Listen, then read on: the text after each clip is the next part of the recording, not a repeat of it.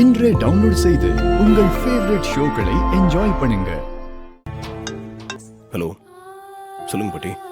ஐயா கார்த்தி, கொஞ்சம் கோயில் வரைக்கும் வந்துட்டு போறியா ஐயா? என்ன விஷயம் பாட்டி?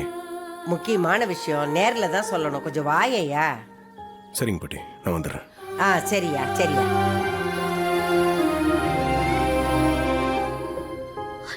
ராஜா, எங்க கிளம்பிட்ட? அது ஒரு சின்ன வேலை, போயிட்டு வந்துடுறேன்.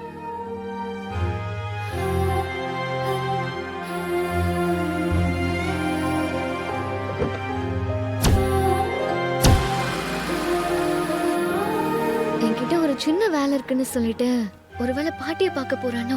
சரி, ஃபாலோ பண்ணி போய் பார்ப்போம்.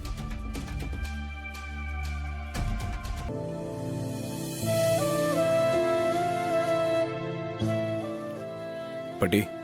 வாயா கார்த்தி. எதுக்கு பாட்டி வர சொன்னீங்க?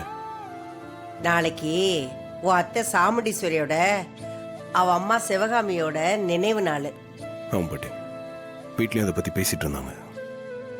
ஒவ்வொரு வருஷமும் அவ நினைவு நாள் அன்னைக்கு அவ போட்டோ வச்சு படையல் போட்டு வேண்டிக்குவேன். தயவு செஞ்சு எங்களை மன்னிச்சுக்கம்மா.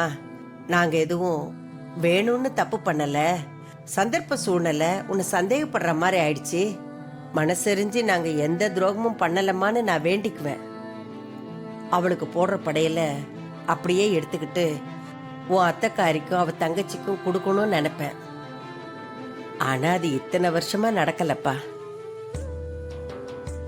இந்த வருஷம் நல்லபடியா கூடி வந்திருக்குப்பா. உன் மாமங்காரன் யாகசால பூஜையிலையும் கலந்துக்கிட்டான். நீயும் அந்த வீட்டுக்கு மருமகன் ஆயிட்ட. நாளைக்கு சிவகாமிக்கு நினைவு நாள். அதனால அவ போட்டோ கொண்டு வந்து கோவில்ல வச்சு படையல் போட்டு கும்பிட்டு அந்த சாப்பாட்டை உன் அத்தைக்காரிக்கும் அவ தங்கச்சிக்காரிக்கும் கொடுக்கணும்னு நினைக்கிறேன். அதை எப்படி கொடுக்கணும்னு உன்னை கேட்கலான்னு தான்ப்பா உனக்கு ஃபோன் போட்டு வர சொன்னேன். சரிங்க பாட்டி, நாளைக்கு நீங்க வீட்டுக்கு வாங்க. என்னையா, நான் அங்க வர்றதா?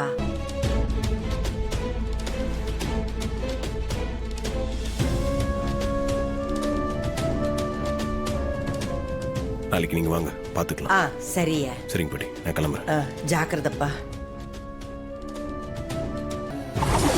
என்கிட்ட ஒரு சின்ன வேலை இருக்குன்னு சொல்லிட்டு நீங்க பாட்டியை பார்க்க தான் வந்தியா?